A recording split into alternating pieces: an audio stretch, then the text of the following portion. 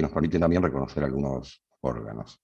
A modo de ejemplo, acá tenemos a la izquierda una radiografía de abdomen simple, donde podemos reconocer fácilmente el contorno del riñón derecho. Entonces podemos valorar su tamaño, su forma. Pero claro, si hay algo adentro, no lo vamos a poder ver adecuadamente, ¿no? Para eso utilizamos otros métodos, la ecografía, la tomografía, etc. También podemos ver, por esa grasa perirrenal, el límite del riñón con el hígado, ¿no? Acá podemos ver toda la sombra hepática con densidad de agua y este plano graso perirrenal que nos separa el riñón del hígado. También podemos reconocer el riñón izquierdo, fíjense que se ve fantástico, e inclusive la sombra de los músculos psoas a uno y otro lado de la columna vertebral lumbar. Del aire, en realidad nosotros poco aire vemos en el abdomen. Básicamente va a estar ubicado en algunas partes, sobre todo en el estómago, como vemos aquí, un poco en el colon, y quizás alguna que otra burbuja en intestino delgado, pero básicamente va a estar en el estómago y en el colon. Estos planos grasos que le hacía referencia también nos sirven en la pared abdominal. Acá una radiografía focalizada en el flanco derecho, donde podemos ver el tejido celular subcutáneo, la pared abdominal, un plano graso extraperitoneal o properitoneal, que nos permite ver la separación que existe de la pared con la cavidad, aquí el colon, el ciego, y algunas asas de intestino delgado con pequeñas burbujas de aire. Así que tiene cierta utilidad, tiene ciertas limitaciones. Veamos ejemplos de radiografías normales. Aquí tienen a la izquierda esta radiografía donde vemos la distribución gaseosa normal, ¿no? Dijimos que estaba básicamente en el colon, como vemos acá, colon, colon, colon, colon descendente, colon ascendente, colon recto sigmoideo, en el estómago, perfectamente acá, y quizás algunas pequeñas burbujitas que quedan en la región centroabdominal o umbilical, que esas probablemente correspondan a intestino delgado. En este otro paciente vemos perfectamente el colon, fíjense el transverso con todas las austras, que se ve fantástico, e inclusive acá el estómago, reconocemos parte del techo, el cuerpo, el antro, y acá un poquito de las primeras dos porciones del duodeno. Y después otra vez aire en el colon recto sigmoideo, colon ascendente. Así que esto es lo que sería la distribución gaseosa normal. Las radiografías del abdomen las hacemos básicamente en dos posiciones, una es en decúbito y otra con el paciente en bipedestación. Así que fíjese, esta acabamos de describir, cuando lo ponemos de pie al paciente y le hacemos la radiografía de abdomen simple de pie, si tengo aire y tengo líquido en una cavidad, por ejemplo el estómago, se va a formar un nivel hidroaéreo. Este chiquito había ingerido líquidos, quizás o había estado llorando porque tiene mucho aire en el estómago y por eso se forma este nivel hidroaéreo, o tomó una gaseosa, digamos. Además, en el nenito le hicimos la radiografía porque era un nenito que tenía una constipación y fíjense que todo el marco colónico tiene abundante cantidad de materia fecal que tiene este aspecto así como granulado, ¿no? De mezclas de densidades de agua y de aire, que algunos le llaman de miga de pan. En realidad, a mí nunca me gustó ese término, pero lo que hice una vez fue hacerle una radiografía a un pan, a ver qué tal se veía la miga de pan, y efectivamente se ve muy parecido. Entonces, las radiografías nos van a servir para ver las distribuciones normales de gas o las distribuciones anormales de gas. También pueden ser útiles para ver algunas cosas densas, ¿no? Como las calcificaciones o cuerpos extraños densos, pero estos cuerpos extraños tienen que ser o con densidad de calcio o con densidad metálica, porque los cuerpos extraños vegetales, por ejemplo, carozos, espinas, no las vamos a poder ver con la radiografía y vamos a necesitar de otros métodos de imágenes. ¿Qué tal es la radiografía para ver líquido libre en el peritoneo? Pésima, malísima, digamos. Tengo un método de imágenes muy bueno para detectar líquidos que es la ecografía. Y para ver masas de cualquier lugar del abdomen, también la radiografía es muy mala, digamos. Tengo que basarme en otros métodos de diagnóstico por imágenes, como la ecografía, la tomografía o la resonancia. Así que tiene sus ventajas y tiene sus desventajas. Pero vamos un poco en cuanto a la distribución del gas en el abdomen. Y hay patrones radiológicos que sí los podemos identificar claramente. Si el gas está acumulado dentro del tubo digestivo, o sea, gas intraluminal, van a haber unos cuadros que es el hilo obstructivo, o hilo mecánico también se llama, el paralítico y la obstrucción del colon. Pero el aire puede estar por fuera de la luz del tubo digestivo y puede estar en el peritoneo, y eso es un neumoperitoneo, o en el retroperitoneo, retroneuroperitoneo, o puede estar en colecciones abscedadas, depende qué tipo de gérmenes tenga el absceso, ¿no? Muy pocas veces podemos ver aire dentro de otros lugares. Por ejemplo, en la pared del propio tubo digestivo, y eso se llama neumatosis, o dentro de parénquimas o tumores cuando se necrosan y juntan aire allá adentro. Vuelvo a reiterar que lo normal es que haya aire o gas en el estómago, en el colon, y muy poquito en el intestino delgado. Uno de los cuadros radiológicos que sí podemos identificar bastante bien es el hilio obstructivo. Y este hilio obstructivo va a tener una serie de signos radiológicos que nos van a indicar que hay una obstrucción completa o incompleta en el tránsito. ¿Y cuáles son? Bueno, un poco están graficados en el esquema de la derecha, y donde vamos a ver en las radiografías que hay distensión de asas de intestino delgado, un calibre superior a 3 centímetros en radiografías en decúbito. Tiene que haber por lo menos más de 2 niveles hidroaéreos en las radiografías en bipedestación. Va a haber una disposición como en escalera de los niveles, o sea, uno a distintos niveles como los peldaños de una escalera. Podemos encontrar el signo del rosario de perlas, el del reboque, que ya vamos a ver. Por supuesto que si está tapada la cañería del intestino delgado, el colon va a estar con poco contenido, va a haber poco contenido gaseoso en el colon. Y además el estómago se va a cargar de secreción y de aire, ¿no? Salvo que el paciente vomite. ¿Y cuáles son las causas de la oclusión del intestino delgado, de este hilo obstructivo? Bueno, una de las principales son las bridas, que son adherencias del peritoneo, que hacen como puentes a través de una asa de intestino delgado y lo ocluyen. Las hernias atascadas, por supuesto que tiene el intestino delgado, puede padecer tumores. El vólvulo, que en realidad recuerdan cómo es un asa de intestino delgado, bueno, si se tuerce, entonces la luz, como si fuera un globo inflado, si yo lo tuerzo, se cierra y hace una oclusión intestinal. Las enfermedades inflamatorias del intestino, como el Crohn, o las invaginaciones intestinales, que es una parte del tubo digestivo se mete dentro de otra, como cuando uno se da vuelta el guante y una parte queda dentro de la otra. Eso es invaginación intestinal, que es bastante frecuentemente en los chicos verlos, pero en los adultos lo podemos ver. A diferencia de los chicos, los adultos generalmente tienen un tumor como cabeza de invaginación. Pero comencemos viendo algunas imágenes del hilio obstructivo. Fíjense este señor con distensión abdominal. Bueno, le hacemos las dos radiografías, la radiografía acostado y la radiografía en bipedestación. ¿Y qué es lo que vemos? Distensión de asas de intestino en la región centroabdominal. Recuerden que acá básicamente no veíamos nada, podíamos ver el colon transverso, pero tenía austras. Esto no tiene austras. Si uno se fija, hay una serie de pliegues que forman líneas así horizontales una y paralelas unas a las otras, que da la imagen de pila de monedas. Estas asas de intestino delgado, que son de yeyuno, están muy dilatadas por aire, y cuando lo pongo de pie al paciente, ¿qué pasa? Forman múltiples niveles hidroaéreos en escalera. ¿Está bien? Múltiples niveles hidroaéreos. Pero además tengo un estómago muy distendido, con nivel hidroaéreo, poco contenido aéreo en el colon. Fíjese que el colon ascendente tiene un poco de aire y de materia fecal, pero el colon izquierdo y el recto sigma no tiene nada. Todos indicadores de que hay un cuadro oclusivo intestinal. Claro, ustedes me dirán, pero ¿y cuál es la causa? Radiológicamente no la sabemos, pero sí podemos decir, por lo menos, que acá hay un hilo obstructivo. Tenemos signos de oclusión intestinal. O en otro ejemplo, como tenemos acá, asas de intestino delgado, muy dilatadas, de yeyuno.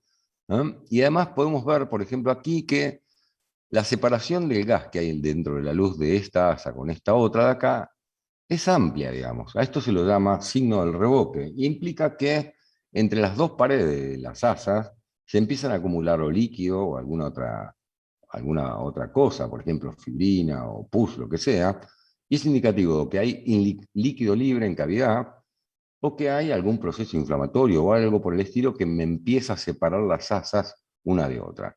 Porque la luz del asa tiene aire, esta también, entonces esta es la posición de las dos paredes. Fíjense que cuando los ponemos de pie, las asas acá se convierten en niveles hidroaéreos en escalera. Y qué poco contenido tiene el colon, ¿no? Apenas que otra burbujita del colon derecho y el colon izquierdo en un hilo obstructivo. Y acá, a modo de ejemplo, cómo se ve en la cirugía, la briga famosa, digamos. Fíjense, acá tenemos una briga, cómo está el área de estenosis allí, del intestino delgado, cómo la libera el cirujano y cómo queda después, ¿no?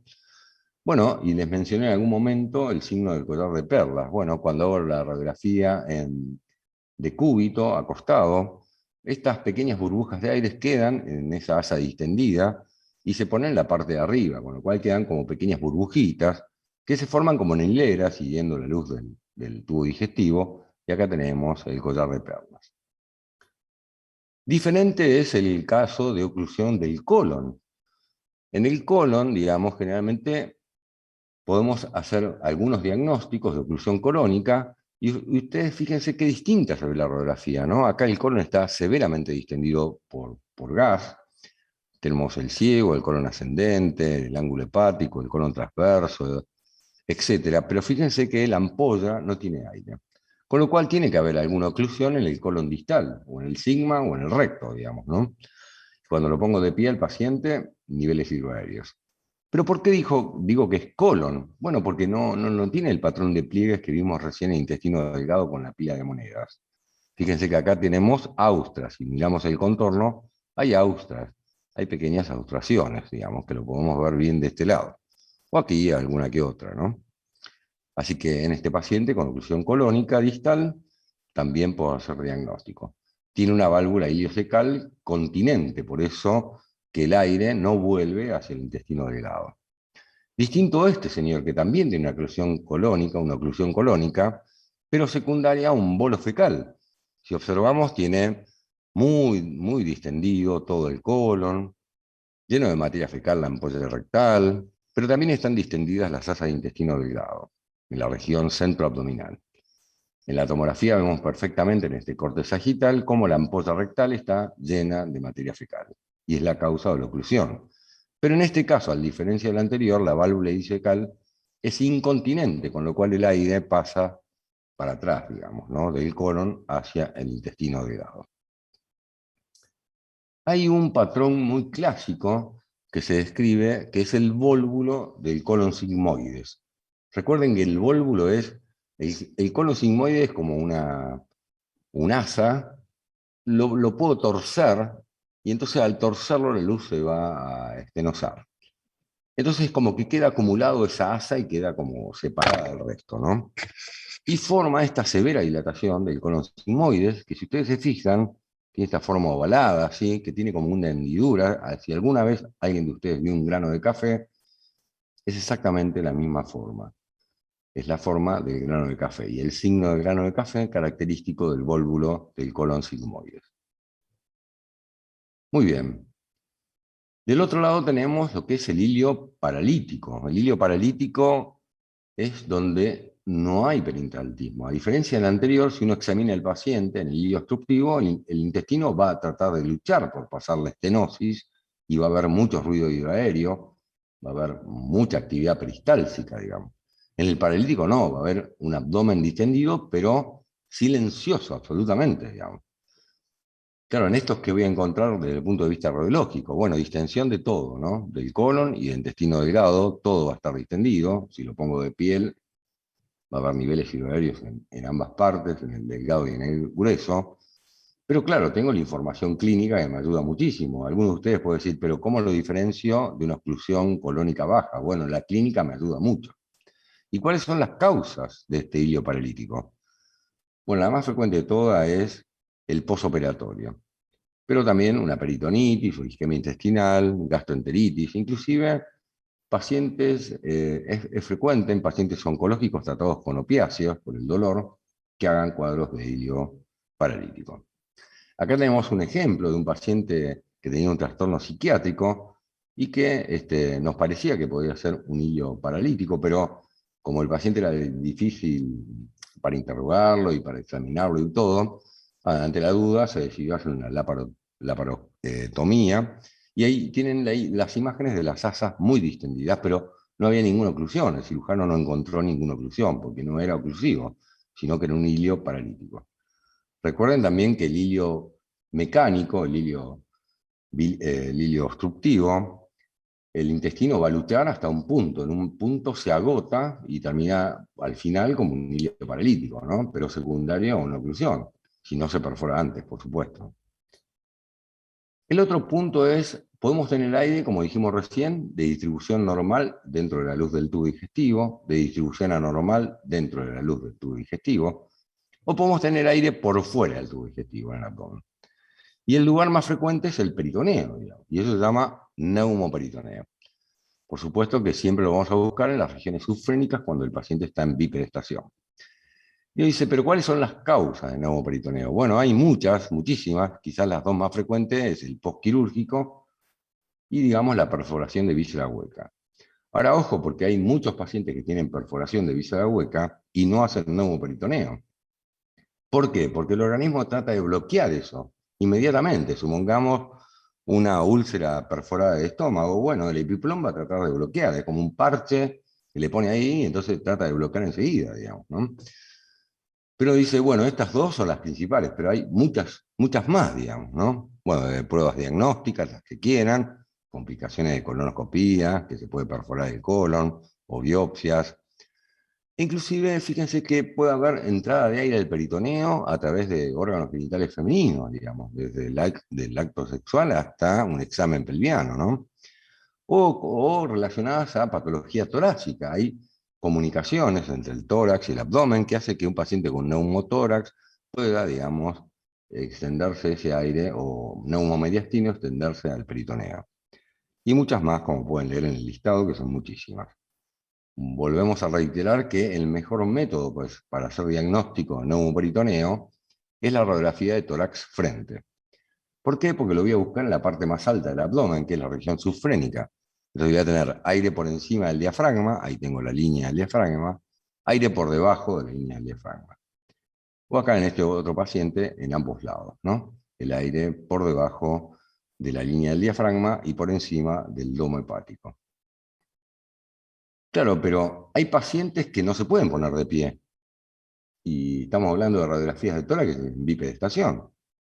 Bueno, en esos nos queda un recurso técnico, que es hacer una radiografía del abdomen, pero con el paciente acostado, y con lo que se llama rayo horizontal. O sea, pongo la radiografía del paciente a un costado del cuerpo y el tubo del otro lado. O sea, uno del lado izquierdo, otro del lado derecho, y hago una radiografía de perfil con el paciente acostado. Me voy a referir a esta imagen de abajo, que es magnificada de la de arriba, y fíjense que está todo el espesor de la pared abdominal.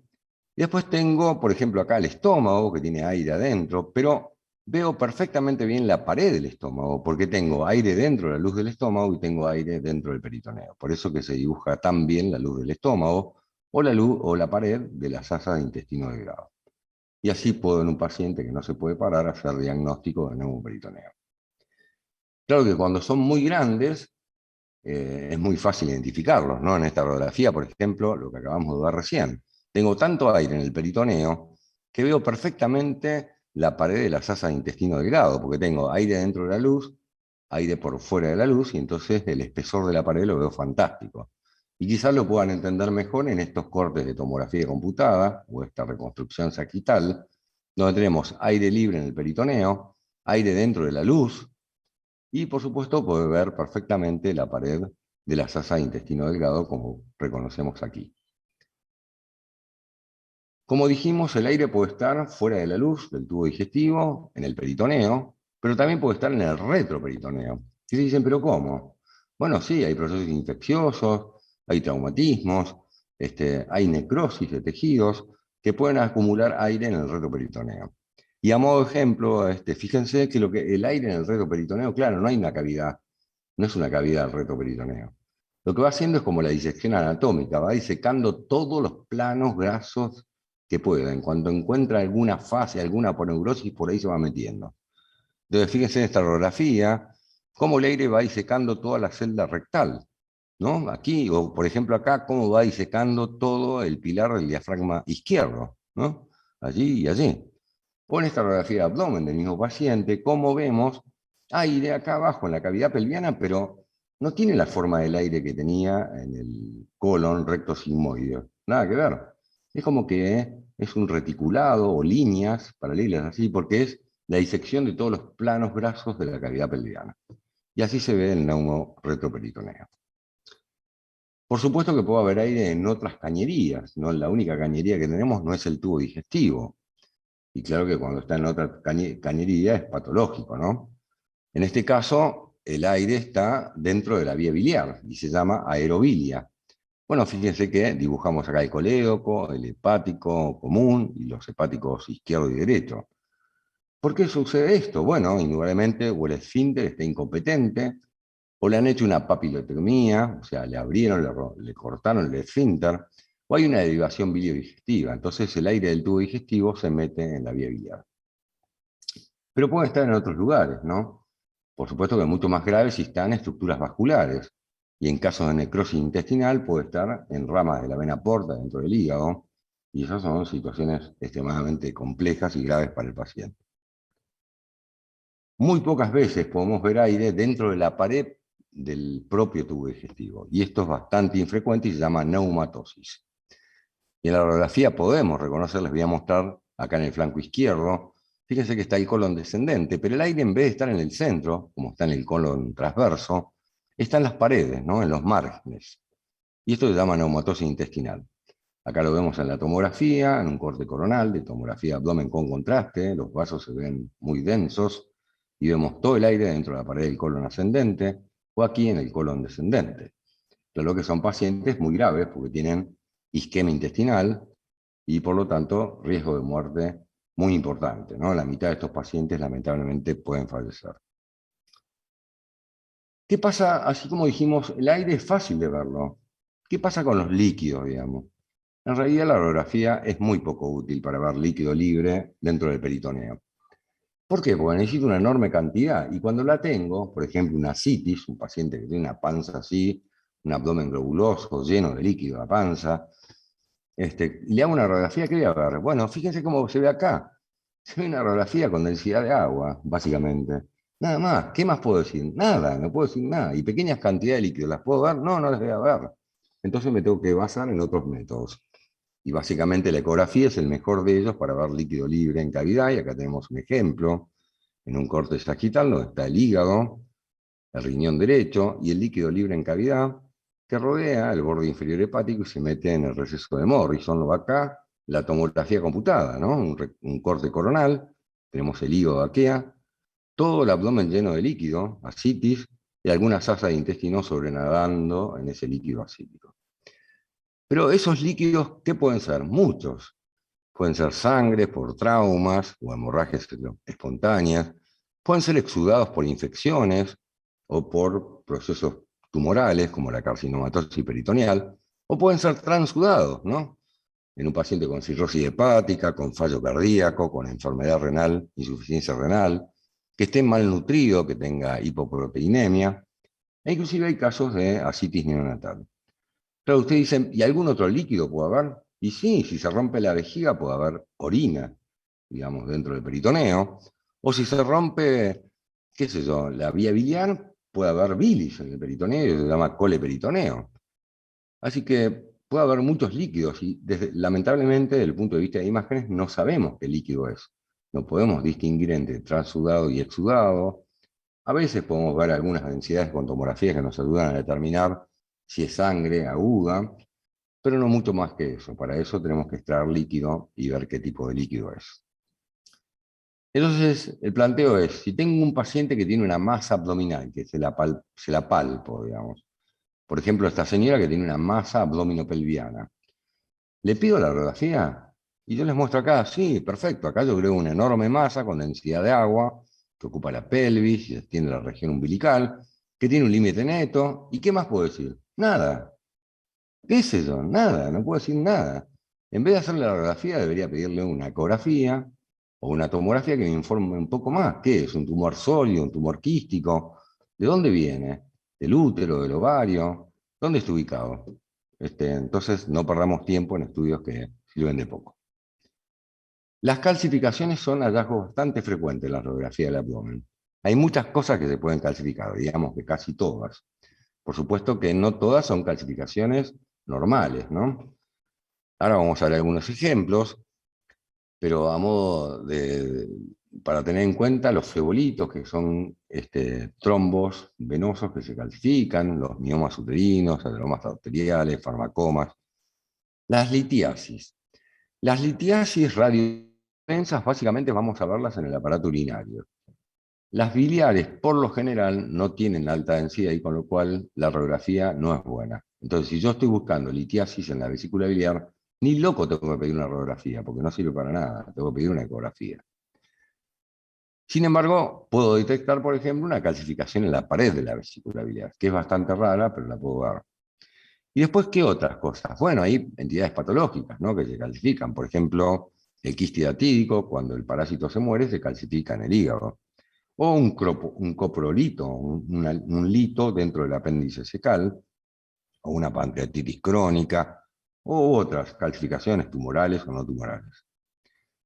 Veamos una serie de ejemplos como para que tengan en cuenta. Fíjense esta radiografía de la hemipelvis izquierda, acá el hueso ilíaco y la cadera, y acá adentro, superpuesto a la sombra de los músculos glúteos, se ven estas calcificaciones, y son el resultado de la calcificación de granulomas por inyecciones intramusculares, y por eso se llaman farmacomas, y son extremadamente frecuentes. No sé ustedes, pero yo he recibido muchas inyecciones intramusculares en los glúteos. O esta señora, digamos que tiene, si ustedes se fijan, en los sectores laterales de la cavidad pelviana hay una serie de calcificaciones puntiformes, redondeadas. Si uno las mira con atención, tienen un centro focal más hipodenso, que son flebolitos. Y superpuesto al coxis, una calcificación acá más amorfa, más irregular, un poco redondeada, que es un mioma calcificado que se suele ver en mujeres posmenopáusicas. Muy raro es encontrar esto, pero a veces toda la vesícula biliar se calcifica a la pared. Y entonces se la llama vesícula en porcelana, porque parece una jarrita de porcelana, digamos, ¿no? O quistes hidatídicos calcificados. Acá, por ejemplo, un gran quiste calcificado en el hígado, ¿no? Pero más frecuentes son otras, ¿no? Por ejemplo, las calcificaciones atromatosas de la aorta. Y acá tenemos un ejemplo, acá abajo. Fíjense las paredes de la aorta calcificada que ya vimos en el tórax, lo mismo acá en la aorta abdominal. O las litiasis, pero les vuelvo a repetir, la mayoría de las litiasis urinarias son radiodensas. Las biliares no. Así que para las urinarias es bastante útil, para las biliares no. Y acá tenemos en la radiografía superpuestas las sombras renales, litiasis calcificadas bilaterales. Pero se pueden calcificar otras cosas, les vuelvo a repetir, casi todo se puede calcificar. Por ejemplo, este nenito había tenido una hemorragia suprarrenal bilateral congénita y esas hemorragias se curan, se achican y se terminan calcificando. Es más, el hecho de verlas calcificadas significa que se ha curado. También los cuerpos extraños, pero les vuelvo a reiterar que el cuerpo extraño que tiene que tener una densidad que los pueda ver, o tiene que tener densidad alta de calcio o de metal. Si son vegetales, carosos o de plástico, es probable que no las pueda ver radiográficamente. Y entonces algunos ejemplos, un nenito que se tragó una moneda, u otro travieso acá al frente del perfil de abdomen, que se tragó varios clavos, se ve que quiere ser carpintero, o gente que tiene algunos trastornos psiquiátricos y que se traga utensilios. Aguárdame un segundo, por favor. Un segundito.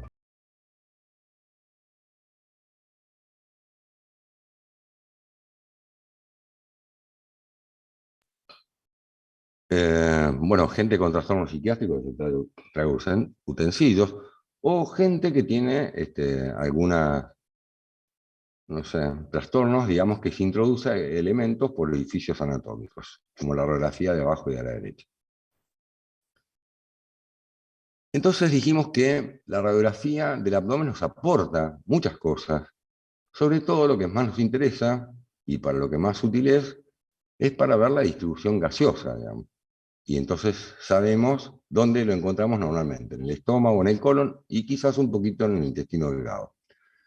Pero también nos permite ver si hay aire fuera de estos lugares normales.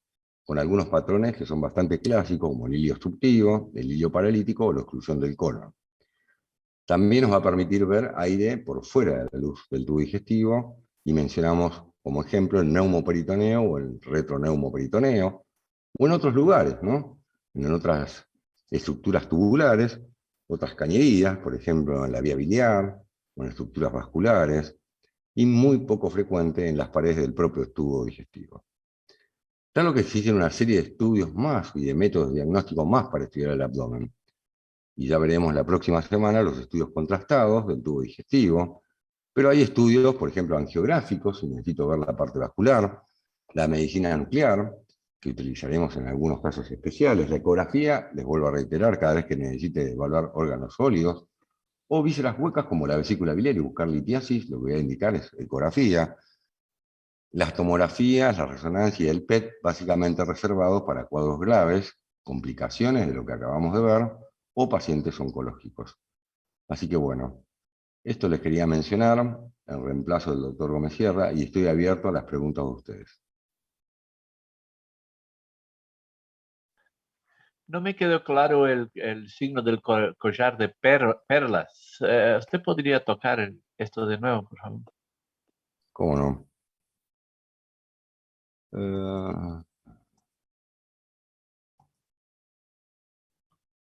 A ver, digamos, imagínate el paciente acostado, boca arriba, con las asas de intestino delgado todas dilatadas y llenas de líquido. Quiero que entiendas esto. Vos tenés un paciente que está acostado y vos le vas a hacer una radiografía de abdomen simple, pero con el paciente acostado. Yo tengo todas las asas dilatadas. La mayoría de ellas, como se ve acá en esta radiografía, van a tener aire, que va a estar por arriba, y el líquido por abajo, pero yo nivel hidroaéreo no puedo ver porque el paciente está acostado. El nivel queda paralelo a la placa radiográfica, con lo cual no la puedo ver. Pero, digamos, hay algunas asas que van a tener mucha mayor cantidad de líquido que de aire. Y esas pequeñas burbujas de aire van a quedar en la parte de arriba del asa. Entonces van a quedar como entre pliegues y pliegues. Y van a formar como pequeñas burbujitas en hilera, como ves en la radiografía de acá abajo. ¿Está bien? Sí, ahora sí, claro, ahora entendí. Gracias, sí, sí. ¿No? Buenísimo.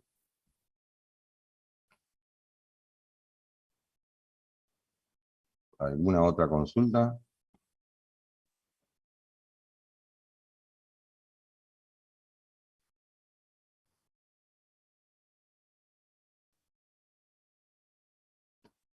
¿No tienen consulta? ¿O soy muy bueno o no entendieron nada? Parece que no, doctor. Sí, doctor, se entendió todo. Ok. Bueno, gente, si no tienen consultas de mi parte, este es el tema de hoy. Estoy reemplazando al doctor Gómez Sierra. Les agradezco la paciencia. Simplemente el doctor Gómez Sierra está con algunos problemas personales y familiares. Así que este era el tema de hoy y traté de reemplazarlo de la mejor manera posible. De mi parte, les mando un saludo y que tengan un excelente fin de semana. Hasta luego. Igualmente, doc. Gracias, Igualmente, doctor. doctor. Muchas gracias. Gracias. Gracias, Doc, igualmente.